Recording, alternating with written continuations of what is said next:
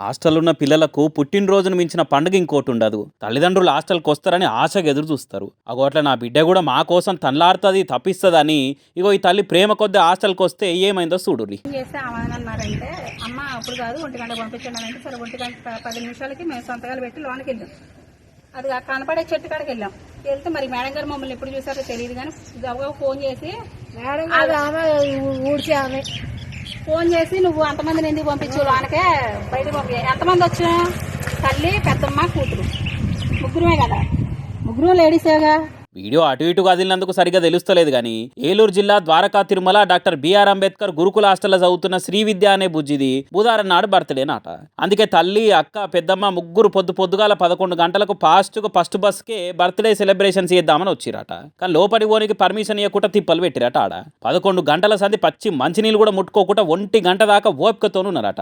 ఇట్టైనా మధ్యాహ్నం లోపలికి పొమ్మన్నారు కదా, అప్పటికే తిందాం తీయని ఆకలితో ఎదురు చూసిరట. కానీ తీరా కేకు కొత్త బట్టలు పట్టుకొని లోపలి పోయి సాపేసుకొని కూర్చోగానే ఏదో 100 మందిని మంద వచ్చి బర్త్డే సెలబ్రేషన్స్ చేసినట్టు అంత మందిని ఎందుకు రానిచ్చినావు బయటికి పంపించేసి అని ప్రిన్సిపల్ ఎల్లగొట్టించిందట. అని మేము ఏం తప్పు చేసినామో మమ్మల్ని ఇట్లెందుకు చేస్తున్నారని హాస్టల్ గేట్ కాడ నిలబడి వాళ్ళ గోడెలో పోసుకుంటున్నారు. ఎంత బతిలాడినా కనికరించకుండా కాలు లోపట పెట్టని లేదట.